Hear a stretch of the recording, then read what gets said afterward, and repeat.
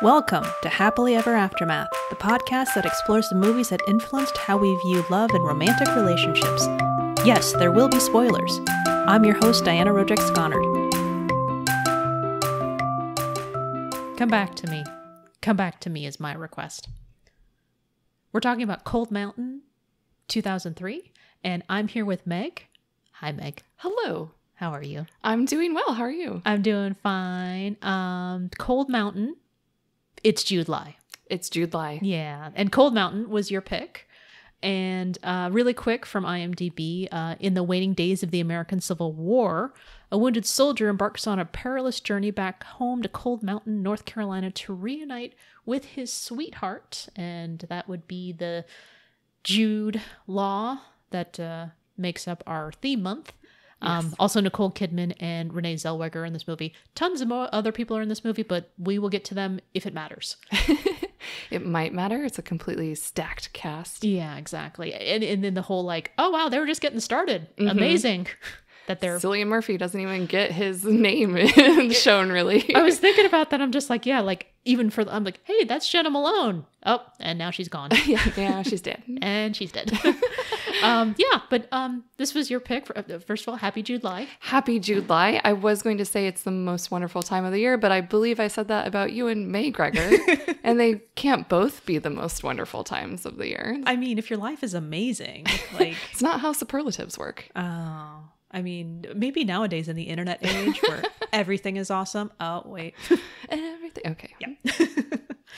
Yeah.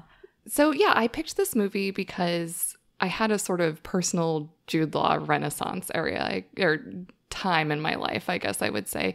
I believe I've spoken about this on the podcast before, but I saw Sherlock Holmes 2009. Yeah. And I totally fell in love with it, which included falling in love with Jude Law. Aww. So shortly following Sherlock Holmes was kind of like the winter of Jude Law, and I consumed a lot of his filmography. Sorry, really quick. Now is the winter of your Jude Law. Now is the winter of discontent.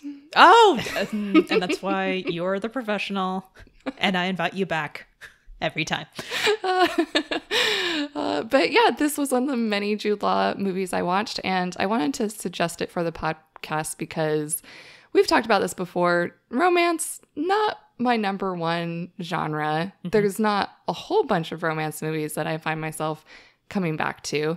And Cold Mountain on its face seems like a movie I wouldn't be interested in. So I think one reason why I like it is because it kind of subverted my personal expectations for whether I would personally like it or not. Interesting. Because I'm like, it's a war movie. Mm-hmm. Another one of my not so favorite genres. And it's very sappy. It's very romantic. Like the romance is the plot, it's the driving force. So I was a little surprised by how much I enjoyed it. So I thought it would be interesting to revisit it. Yeah. When did you see it the first time? If you said it, I apologize. I missed it. It was probably late 2009, early 2010, sometime shortly after I saw Sherlock Holmes, but several years after the movie itself came out. Got it. Because time does not work anymore where I can't even remember. Like I was listening to an old episode of How Did This Get Made? And they were saying like, was up. When was that popular again? I'm like, 90s, yeah, 2000s. Who knows? 3 years ago. I don't know. But okay. So yes. Okay. So you're having your Jude Law assance and okay. So you're watching it. Okay, great. You watched it then? Was it a kind of a repeat watch, or has it been a while since you've rewatched it? I just watched it then. I think that I honestly probably pirated it and watched it on my laptop. I apologize. I rewatched certain scenes over and over. Not the sex scene. You might think she means the sex scene. I actually don't. No, well, first of all, just the fact that you were saying like, I only watch certain parts. I'm like, yes, I am like go on YouTube and watch clips of movies because of that. And when it wasn't on YouTube, I am a clip watcher, Meg. Mm-hmm, mm-hmm. We are a people. So embrace it or don't. I don't care. But no excuses. Yeah. So it wasn't a movie I watched start to finish sure. more than once. I watched it that one time and then I watched it just now for the podcast. But I really like the scene where they're first reunited. It's very... That's heart-wrenching. It's incredible, and it's also almost heartbreaking. It is. Just for those. Okay, so first of all, the fact that you just watch clips, totally understandable. This movie is over 2.5 hours long. Oh yeah, so I wanted to apologize for 2 things at the top of the episode. One was for making you watch a 2.5-hour movie. I think it's longer than 2.5 hours, in fact. And they broke out into song in the middle of it, Meg. How dare you? No, it was not a musical. It was not. There was a sex scene. I guess I should apologize for that as well. You're so sweet. But I was also going to apologize that there's not really fertile ground for talking about what happens to this couple after the movie ends. I feel like I've broken the conceit of your podcast a little bit. We've broken that. Okay, first of all, what's helpful about this movie is that there is still things to discuss. True. Titanic wins that because True. What else is it? Like Water for Chocolate. Like Water for Chocolate also, because not only does it go to the end of the two people's lifetime, it also goes into the future, into like their relatives in the future.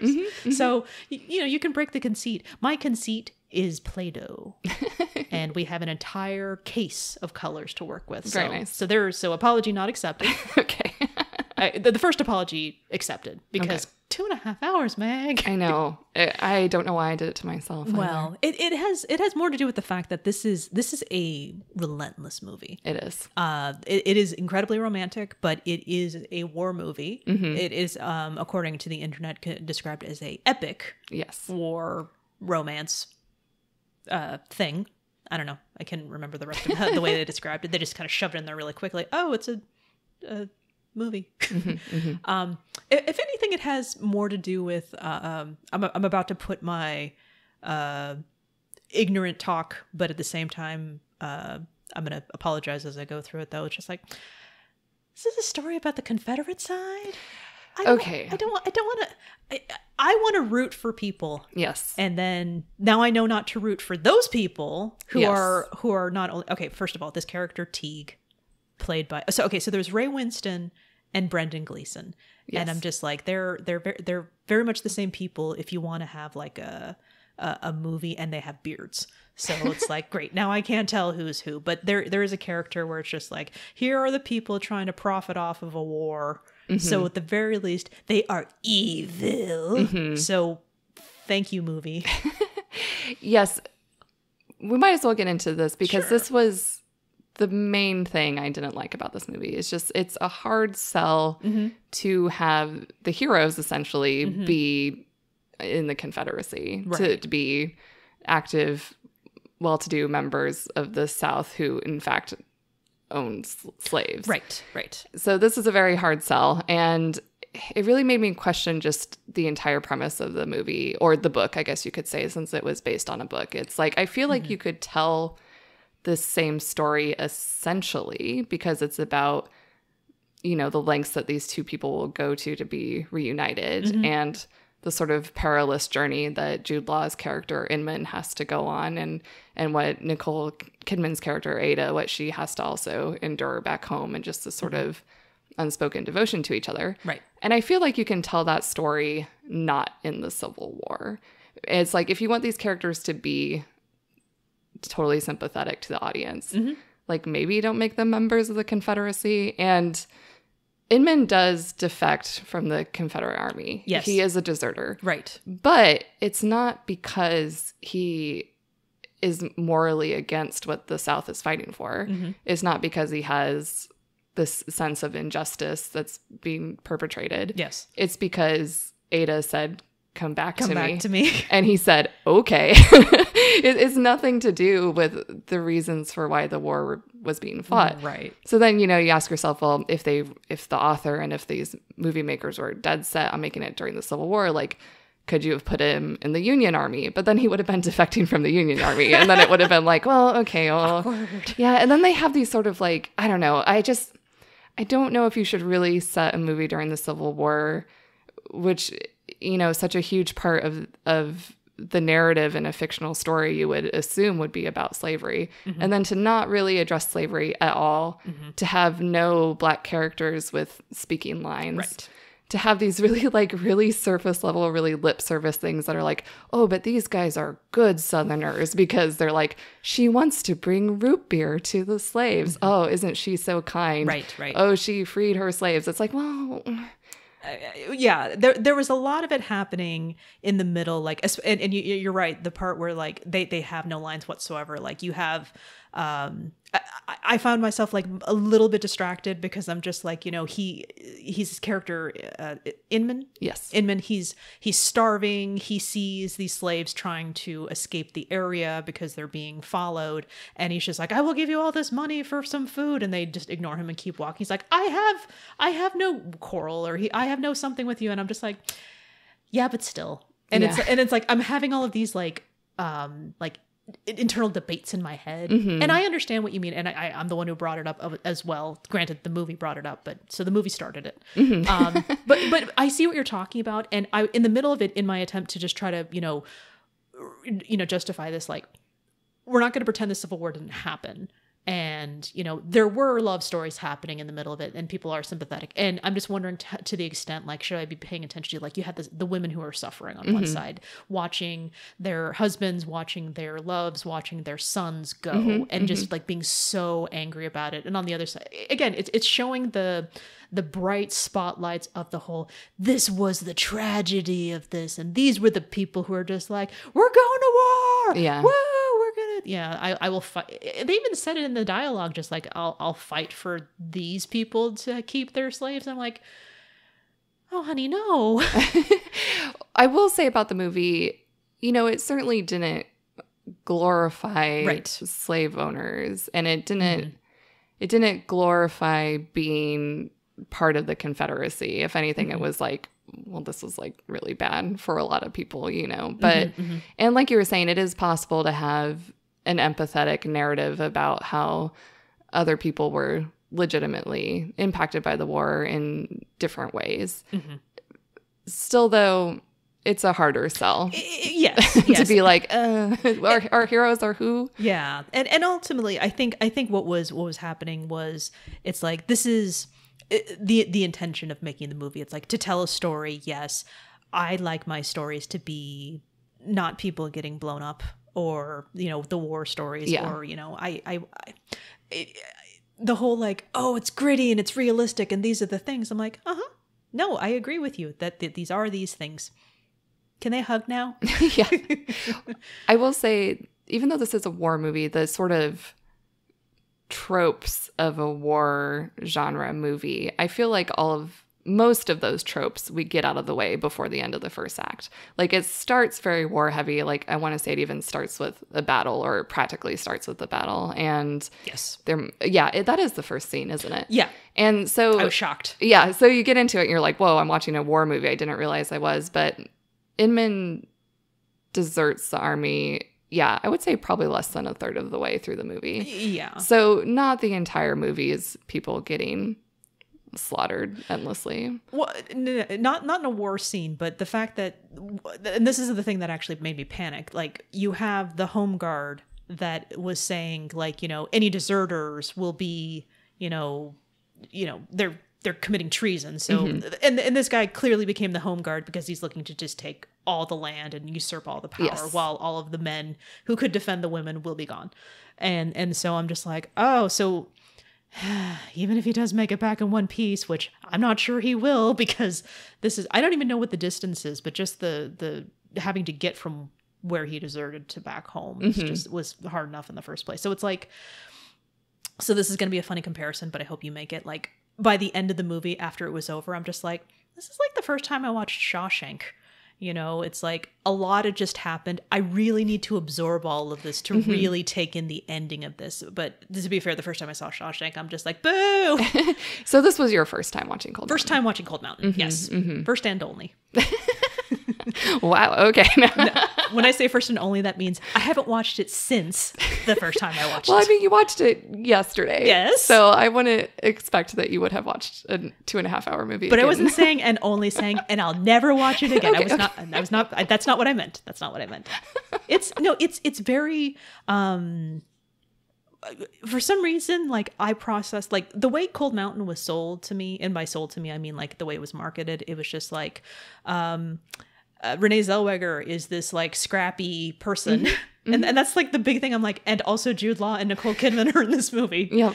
So that's as much as I knew about it. And so I'm just like, I'm not sure what I was walking into. And then when you see Jude Law get blown up, I'm like, oh, and roll credits? What is this going to be told in flashback only? And then, okay.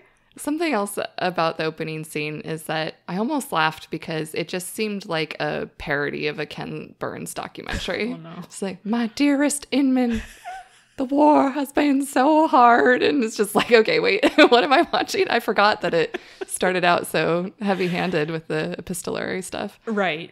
And for me, there was like all of these different accents. And I'm like, okay, so she's Australian and she's Texan. And he's Jude Law's British. And he's British. English, I guess, yeah. But I really don't know, like, the South in the 1800s. So sure, these accents are great. Sure, yeah. Sounds passable, I guess. mean, he's talking, so I understood the words.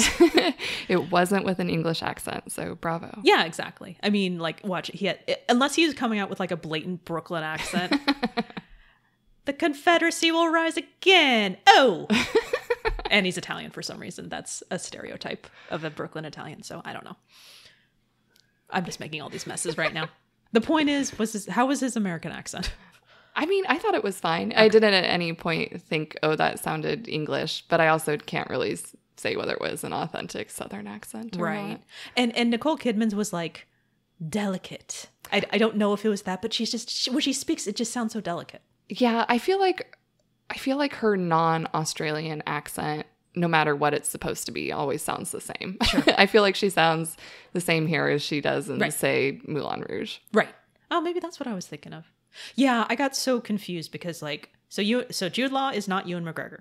No. But Nicole Kidman is Nicole Kidman. Nicole Kidman was with Ewan McGregor in Moulin Rouge. And Renée Zellweger. Yeah. And this is again, with that cast, it was just blowing my mind because I was just drawing all of the connections. So I'm like, okay, so you got President Snow, and you've got, I can't remember her name, but Jena Malone also in the Hunger Games, and then Philip Seymour Hoffman also in the Hunger Games, and is he Plutarch? I can't remember what their names are. For all I know, he's like freaking Brat Sex Beelzebub, or I don't know.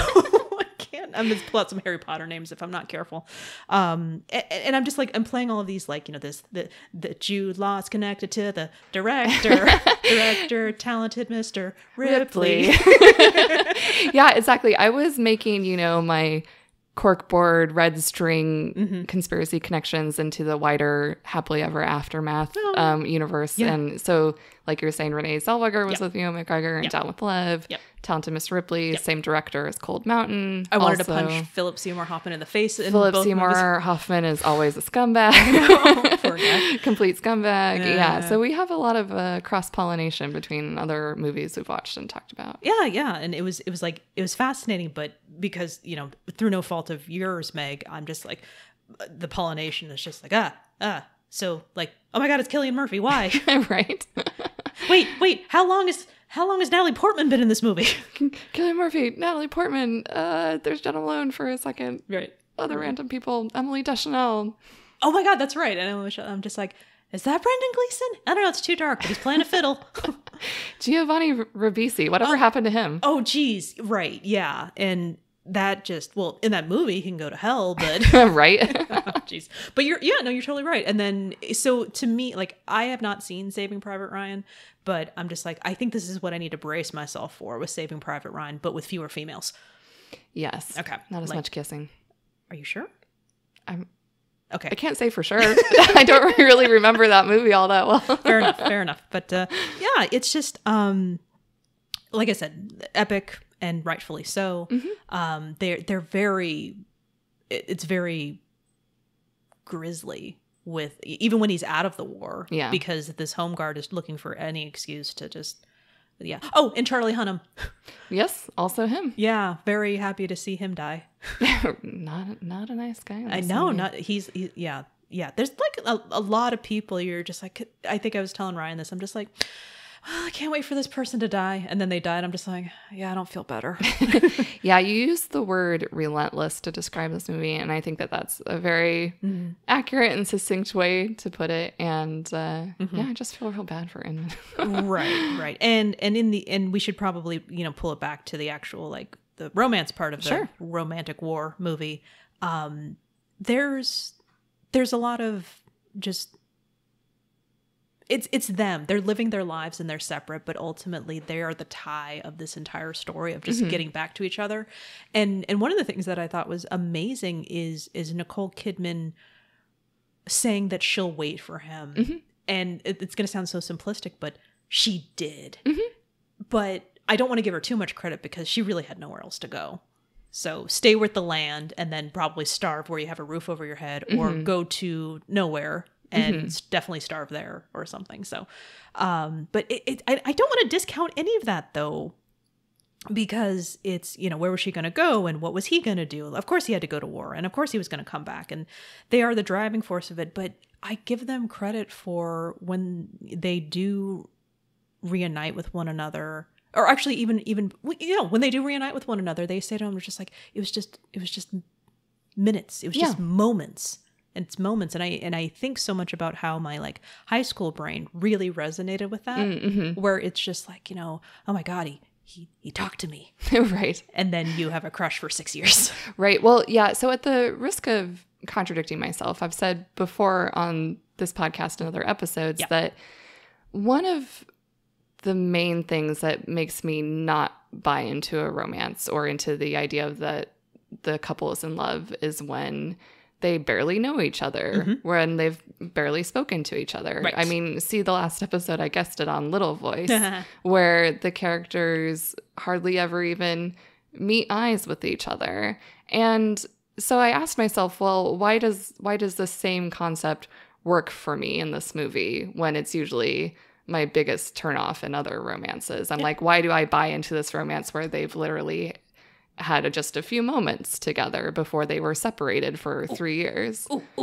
Yes, you're raising your hand. Yes, I am. Is it possibly an ingrained cynicism of the falling in love instantly type of thing that Disney is now mocking itself for perpetuating? I think that's definitely part of it. Okay. I think the other reason why it's more successful for me here in this movie is that the characters themselves actually address it on screen more than once. They actually talk more than once between one another, with other people. Like, why do I feel so strongly about this person I hardly know? Yes. She talks to her father about it. He talks to this traveling woman he meets on the road who saves him and kind of nurses him back to health. And he's weeping and he says, I hardly know her, but she's the place I'm going back to.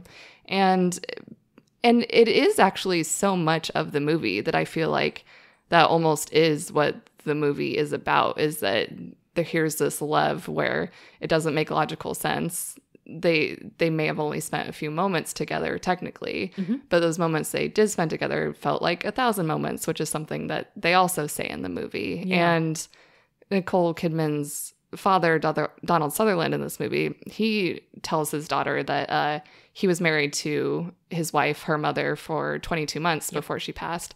And he said that it was enough to fill a lifetime. Right. And that's kind of how it describes Ada's and Inman's relationship as well. Yeah. So I guess I just appreciated that they didn't try to, not only did they not try to gloss over that these people barely knew each other, it was kind of the point in a way. Yeah. And it didn't feel like lamp shading either. It didn't feel like they were like, oh, why should we love each other? Oh, well, let's move on. They actually, thought about it for the movie. Why should we love each other? I don't know, but I do. Right. Write that down. That will sell. That will sell. Yeah. And I was actually thinking about how when they were reunited, Ada speaks to Ruby and says just like, I have this, what is it? This ice around my heart. And that's also a really good opportunity to just shut off anything else. I mean, she has this,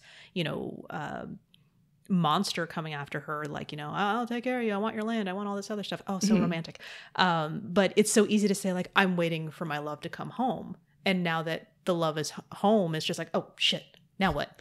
Oh, that's interesting, because I saw it as actually the hard thing to be like, I'm waiting for my love to come home, because the easy option I thought would have been for her to be like, well, here's a man with means who could take care of me. And like, yeah, I don't love him, but it would be a whole lot easier and better than starving to death and trying to tend this farm myself. That's interesting. I considered that because he was the villain of the story. Sure. It's very, you know what? So let me try and see if I got myself right there. I guess I live in a stubborn realm where it's just like looking for an excuse to do nothing. So for me, it's just like, sorry. I mean, I would consider your offer, except I'm waiting for my love to come home. So and that's actually easier because it's something that has nothing to do with me and making a decision. I can say no because I'm waiting for him. So it's him, it's not me.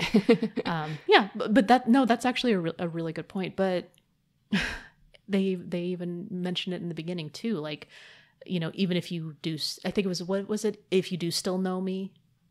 There's some, I can't remember the exact line, but it was talking about like, you know, you knew me, and then, you know, if I come back, will you know me?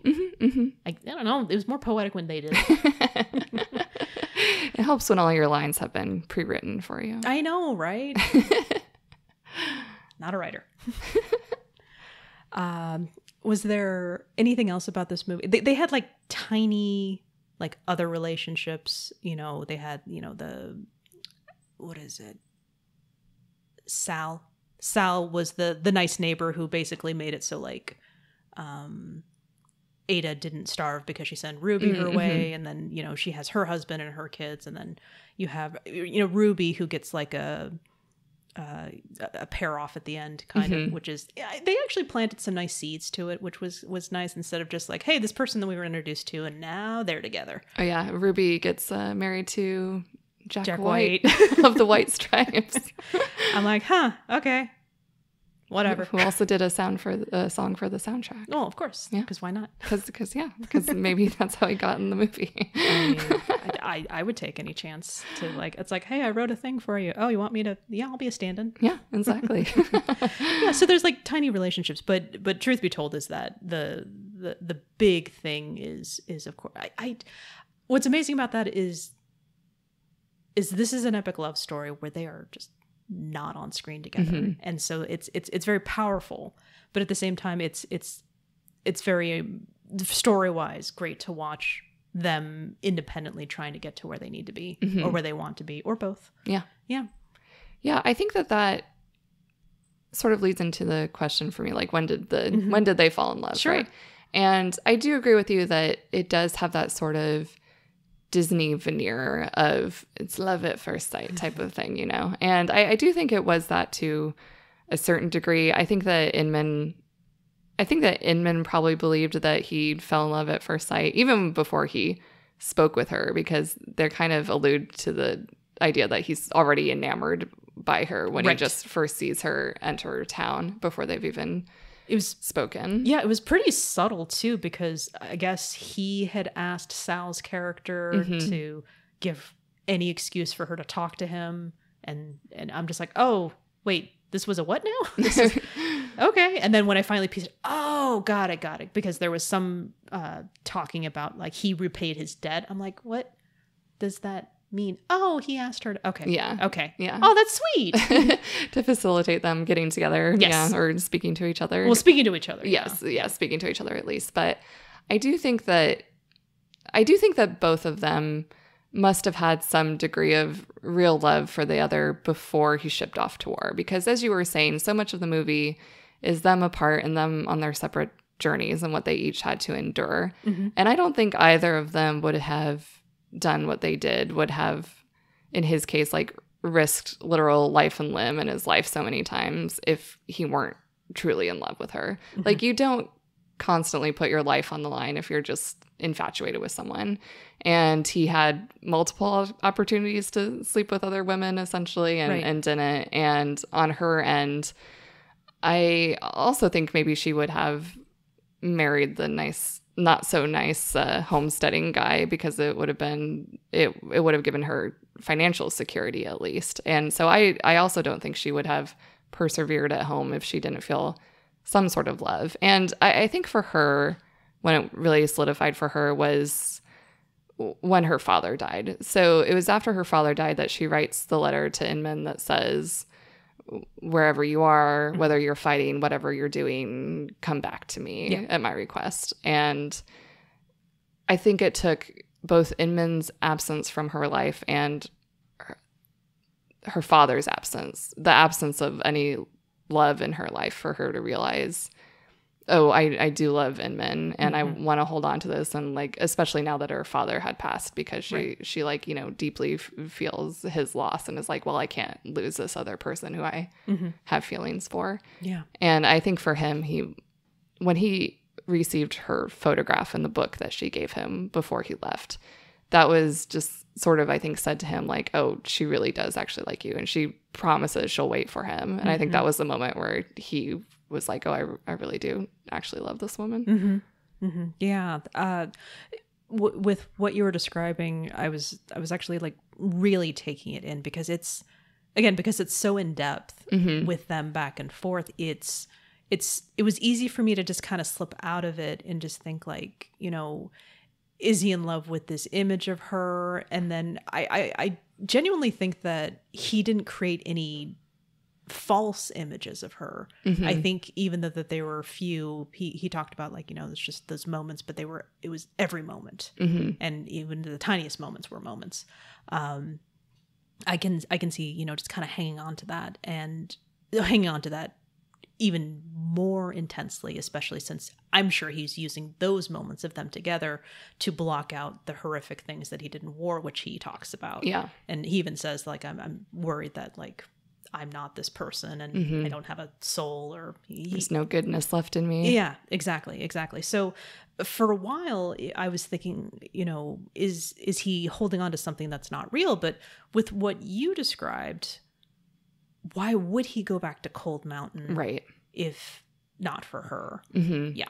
And you were right too. I'm just like, yeah, he could go north. He can go anywhere, because you gotta, you know, he's resourceful enough, you know, and he's resourceful enough to get back. I'm sure he's resourceful enough to start a new life. But yeah, so again, 2.5 hours. I'm trying to figure out where was it? Right. Yeah. And I think if I'm going to, just for the sake of making life easier for me, and I'll change my mind later and maybe tweet it later, but no, exchanging the photos. I like that she said if he had a photo of him and he leaves it for her in the sheet music. And I thought that was incredible. And I really like that. I got this book for you. Yeah. And it's written by a guy near here, and it's like kind of something that became really important to him. Again, it evolves, so it's amazing. So I think you're right. I think there has to be something before they left in order for it to solidify, for them to actually come together.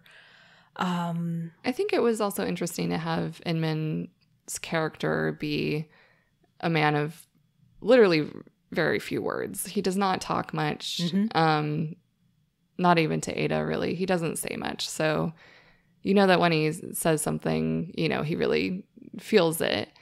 And also, I think that this movie speaks a little bit to the idea of that love is more in action than in words. And especially for Inman, who doesn't say much. And so the way that he shows his love, because I didn't rewatch it, but I'm pretty sure in the parting scene where she gives him the book and the photograph and he's leaving, I don't think he says a single thing in that scene. I think it's all Ada talking.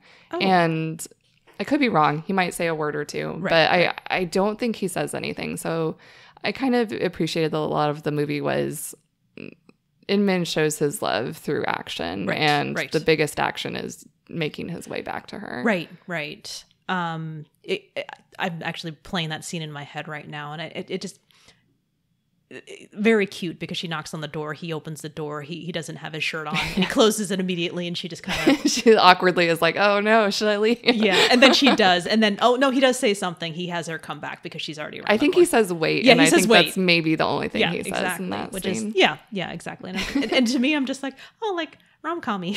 Yeah. It was that cute sort of bumbling, awkward first love type of situation. Yeah. Yeah. You know, highlighted by the fact that he's literally going off to war in that exact moment. And now that I think about it, though, the fact that when he was being shipped back because he was injured, somebody on the field ran the book back to him, and it was brought back to, and there's, considering how many bad things happen in this movie, I'm just waiting for everything. I'm just like, yeah, I'll get it to him, and then they steal it. Right. So it's just like, your kindness means nothing in this movie. Oh man. Yeah. But we started talking about the reunion scene a little bit, and how it was a scene I rewatched, and something that I really like about this scene that I think speaks to the love story is that, so they meet across this snowy expanse, and he immediately realizes it's her. Right. He says, Ada, and she does not immediately know it's him. She doesn't recognize him. She thinks that he's a threat and tells him to leave. Shoots at his general direction outward, and is like, get out of here. But the thing about this scene is that, so she tells him to leave. Yes. He knows that it's her. Yes. And yet he does leave. Yes. He doesn't try to defend himself. He doesn't try to change his mind. He doesn't say, it's me. He doesn't say, it's me, Inman. Yeah. And he turns around and is going to go. And to me, I'm like, well, I think that really proves that he actually truly loves her. Because, like, what more selfless thing could you do after traveling so long and trying so hard and suffering so much, and just be like, well, she's requested, to use the lexicon of the movie, she's requested that I leave. and so I'm going to. Yes. You know? Oh my God, that is an excellent point. And as it was happening, I'm just like, oh, if this is how this movie ends. Like, I was waiting for tragedy at every step. I'm just like, she's going to shoot him, isn't she? Well, you know what? I honestly couldn't remember exactly how he died. I know he got shot in the snow, and I was like, she's not the one who shoots. And I'm like, oh no, wait, she's not. We haven't had the sex scene yet. It's kind of like when I rewatched Enemy at the Gates, and I did not anticipate. I'm just like, oh my God, Ryan, does something happen to that kid? He's like, you really don't remember this movie, do you? I'm like, I don't. Tell me what happened. What's in the box? Right. Yeah. So again, I had nothing to go on, so I'm just like, I'm just going to be a tense pile of crap until I see, the credits start. So. Right. And there'll be a post-sequence credit of something else too. Yeah. Yeah. No. Like, you're very right. He is a man of action. And the fact that he left also speaks to the action. But I also like that he does it, and it's well thought out. It's not hasty. Wait, no, it's not, I gotta get back to my woman. It's and it's also at any cost for any reason whatsoever. I mean, when he runs into Natalie Portman's character, and he could have left, but he still has like this, like, goodness in him. I think it's like he is acting out the man he wants to be with the woman he wants to be, but only along the way, like the Incredible Hulk, until he gets back to where he needs to. I'm gonna do it in this town, and then this town, and then this town, and then God, that scene was messed up. All the scenes are messed up, people. It's all messed up. Yeah. I mean, I understand, all the awards love and all that, but it has like a 70% on Rotten Tomatoes. So I can see why people would think like, yes, this is a very good movie. Will I watch it again, or will I, talk about it on a podcast? Maybe, but I mean, it's dramatic to the point of being melodramatic. Okay. I would say. Okay. And I would say it's also a little bit sappy. I can understand the rating it received, but I still rather enjoy it. Oh, good. No. That's fantastic. Anything in particular that you really want to highlight that you enjoyed? Let's see here. Yes. Okay. I don't just want to go on and on about Jude Law, but I feel like that's what you have to do in Jude-Ly, it's right? Jude-Ly. If you're gonna start like holding back, I will turn this podcast around. I did honestly really like his performance. Jude Law is one of those actors who I feel like he's a very serviceable actor. actor. I do think he has the ability to act well, and I think that this is one of his better performances. Mm-hmm. And in fact, it was the second movie that it was the second time he was nominated for an Academy Award. Okay. So he was nominated for Best Actor in a Lead Role for Cold Mountain, and he had previously been nominated as Best Actor in a Supporting Role for The Talented Mr. Ripley. Mm-hmm. So those are his 2 and only Oscar nominations. Okay. But I think both were deserved nominations. I really liked his performance here. I think that had this movie been cast differently, I don't know if I would have bought into the romance as much as I did. Because I also really like Nicole Kidman a lot. I also already had a lot of goodwill for both of these performers going into the movie. I think they had good chemistry. I think that Jude Law in particular was very good at communicating this sort of earnest, intense yearning. And I think he did it well with few words. So it's a performance I liked a lot. I appreciated that part of it. I did like Renée Zellweger's performance as well. Mm-hmm. Like you said, though, you said one of the only things you knew about this movie was that she got an Oscar for it. Yep. And I think that Renée Zellweger is a performer who is deserving of an Oscar. I don't know if I would have given it to her for this role. So the whole time, I'm like, this is like a capsule of an Oscar win situation. Yes. Where it's just like, I think I used this word before. Oh, she's scrappy. Right. She's so scrappy and she's got a thing. And she's who I wanted to be if I were stuck in this realm and I would just do it on my own. And she gets into all the details about how her father used to beat her. It's like, oh, never mind. Right. Oh, never mind. But, I get it. And I didn't know much about, again, I wasn't really sure where it was going, but I did appreciate the friendship that came up between the two of them. Those are actually my 2 bullet points under miscellaneous things I liked to Jude Law, and secondly, Ruby and Ada's relationship. Right, especially at the end where they were looking up at the stars, and Ada actually like identifies them, and she's just like, oh, for all she's like one of us, and she's like, no, I always knew the stars. I'm just like, is that a local thing, or is that like a she was educated thing? Because they made that point in the beginning of the movie where. Mm-hmm. I did like I did like Ada when she went off on when they were making a fence. She's like, this is the only thing that I've ever done where I created something, or it's like that, because it's very genteel society woman, where the only thing you're not allowed to learn anything useful. Mm-hmm. You're meant to be used as a prop with your education, and you can play the piano and all this other stuff. So I feel that. Yeah, I liked the relationship a lot. It starts out very sort of city mouse, country mouse, right? And a lot of that is just played for humor. Like, oh, Ada doesn't know how to take care of her farm at all, and Ruby's going to like whip her into shape. But what you were saying, it does get into some deeper ideas of also, like classism, because, right. I'm sure that obviously Ada's resentful that she didn't learn anything worthwhile that would actually help her in life. But then you have Ruby who's like, well, my father abandoned me and beat me. It's like, I know how to take care of myself because I had no other option, whereas Ada had a loving, supportive father her whole life. So you have these very different characters from different backgrounds, and, not only learning to work together, but coming to love each other in like a very real way. And Ada sees Ruby admiring her bracelets, and she gives one to her. So there's just a lot of moments that I think are really sweet. I think they share a sort of like sisterly relationship. Probably. Well, I have another comment on that when we get into what happens after the movie ends.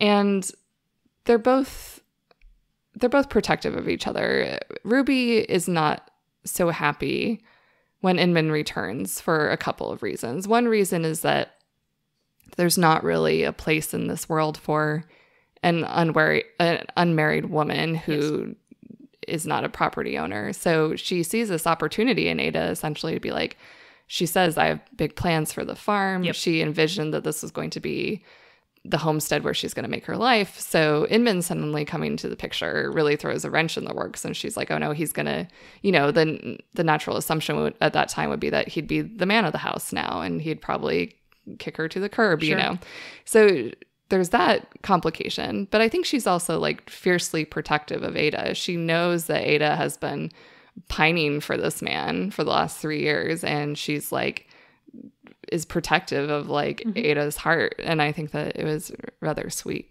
Oh yeah. Not to mention that the way that they would share, you know, stories and, you know, their lives together.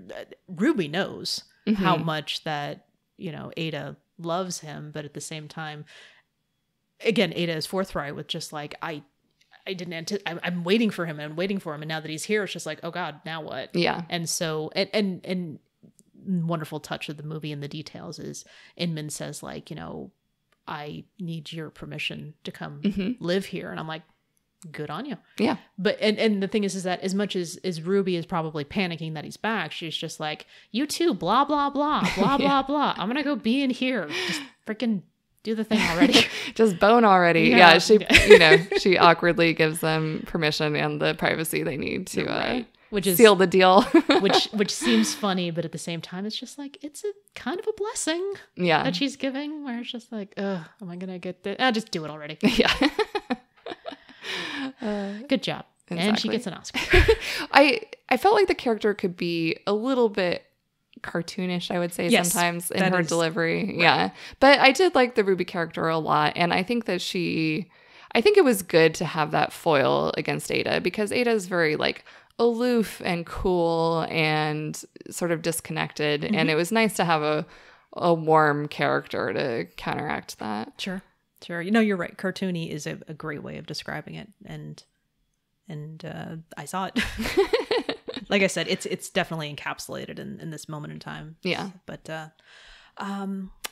alrighty. You alluded to it. I want to hear the rest of these notes that you had here. So now we come to what happens next. Yeah, what happens after the movie ends. So I don't think we've talked about it too much, listener, but yeah, Inman dies. Yeah, he did. I'm sorry. So Ada and Inman they marry each other in spirit, if not exactly by the letter of the law. Also a very romantic scene. Very romantic. Yes. I thought it was quite sweet. I did so. And also with a little bit of levity, where it was just like, you know, I think in this alternate culture, if you say I marry you 3 times, you're married. And then he does it without even hesitating. She's like, oh, wait, no, I think that's how you get divorced. And I'm like, oh, it's kind of funny. Yeah. But then she does reciprocate, and she says, I marry you. And she says it more than 3 times. And it's very sweet. Yes. And they make love, which I thought was also very sweet. I don't know. Dinah was probably covering her eyes. I mean, yes, but for different reasons. What was interesting about it is I was thinking about it. I'm just like, okay, first of all, Enemy at the Gates prepared me for a more stealth sex scene. So this is not stealth. And the second thing was, I'm just like, is that actually Nicole Kidman? And I'm just like, is she actually performing her own topless scenes and all this other stuff? Because there's not CGI, but there's like interesting like doubles for that kind of stuff that they can do it. But I shouldn't have cared that much. I was just waiting for the scene to continue. There's butts. There are butts. We get both of their butts. Yeah. Again, I don't know if it's hers, but that's definitely his face next to it. And I will admit wholeheartedly, I'm just like, in the middle of this, I'm just like, this is going to be one of those movies where they do the thing and then he dies, but all it took was one time. But I'm willing to wait. That was not one time. That was many times. Oh, I see. Well, they had a very fruitful evening together. Yes. Literally fruitful. Literally fruitful. Yes. Yeah, so the movie ends with a time jump, I guess you'd say. I don't know if it said exactly how many years. Do you remember? No, I can only kind of take a guess from how old it seemed that the children were. Yeah, so I'd guess about 8 years. That feels about right. Yeah. So apparently in that fruitful night, she became pregnant, had a daughter who she named Inman. Grace Inman. Mm-hmm. Okay, I just heard the Inman part. Yeah. I've never heard the name Inman outside of this movie, and I was wondering whether it was a common name back then or not. I'm not sure. I had the subtitles on. That's why I saw Grace Inman. And the other part of it was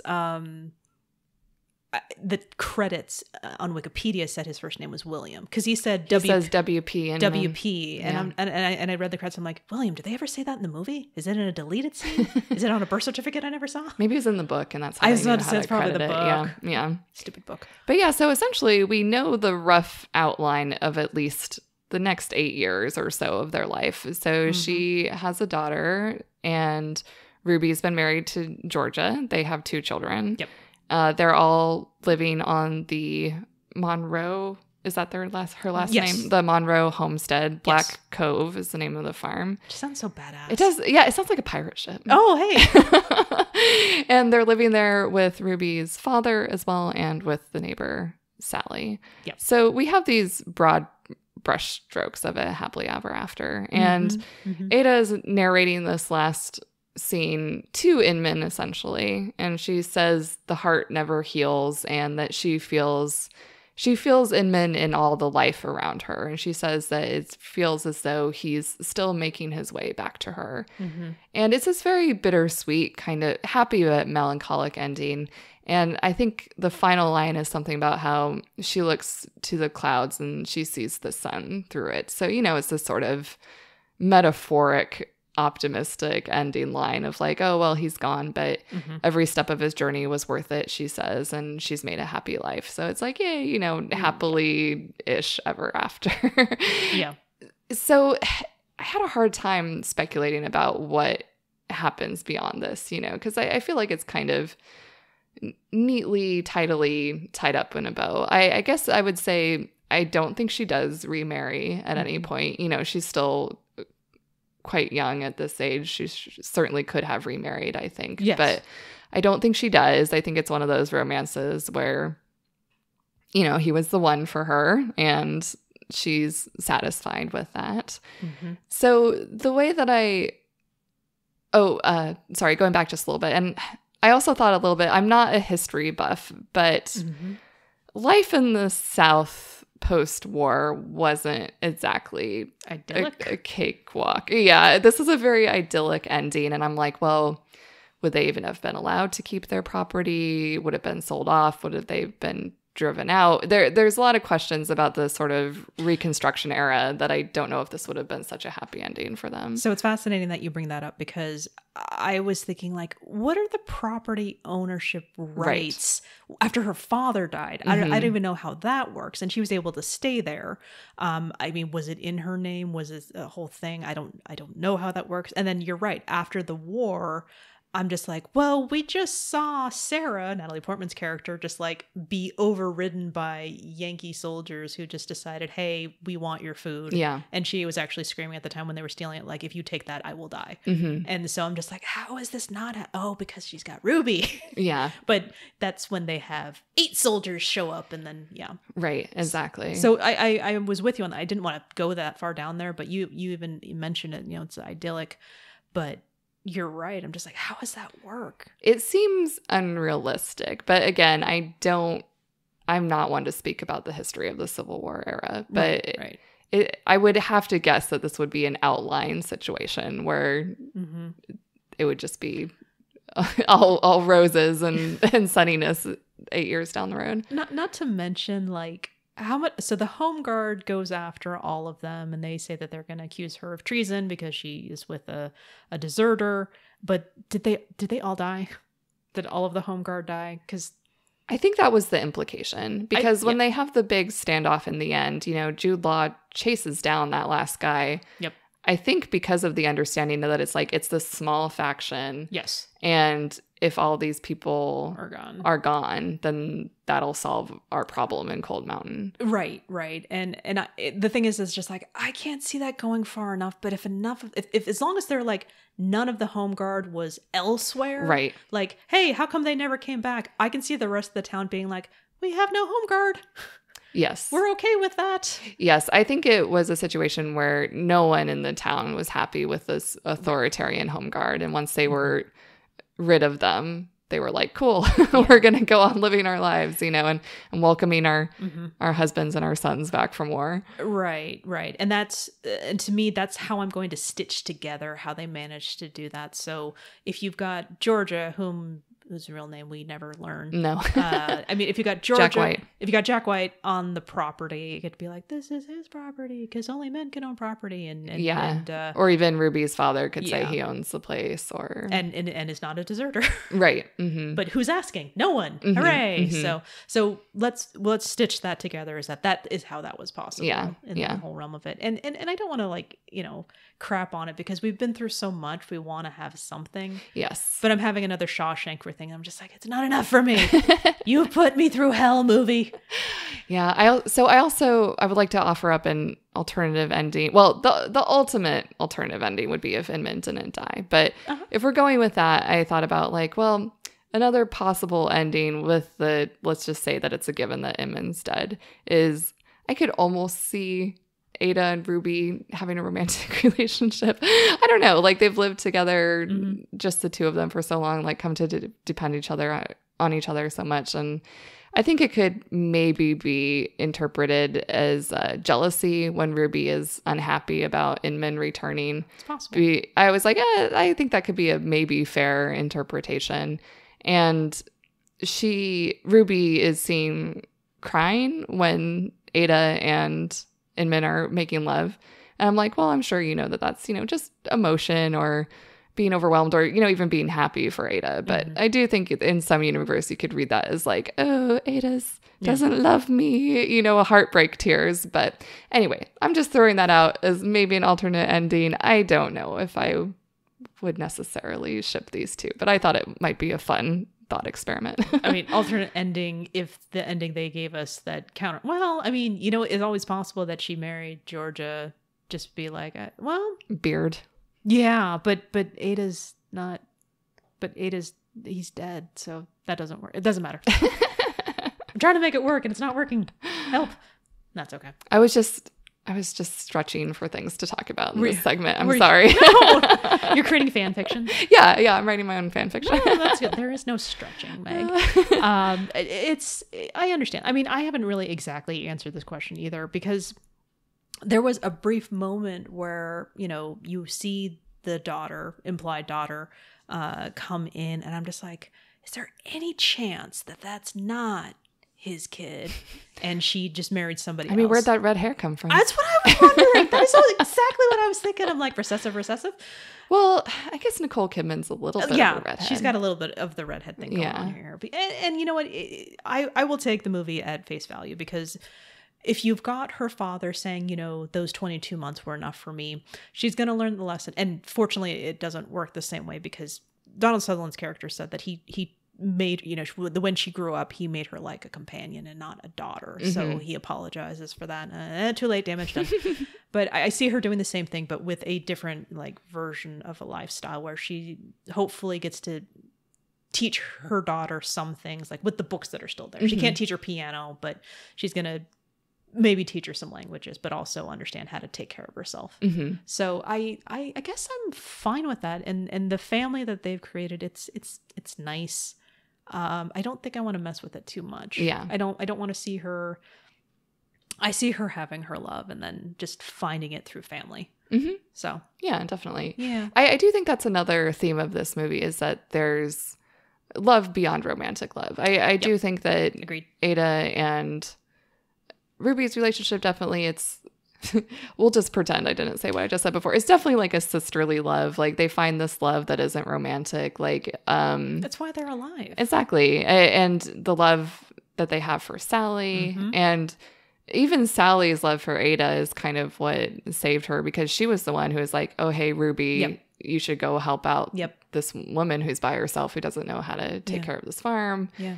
And, there's a lot of love even shown in the minor characters like Sally and her husband trying to protect their sons who had also defected from the army. Broke my heart. Yeah.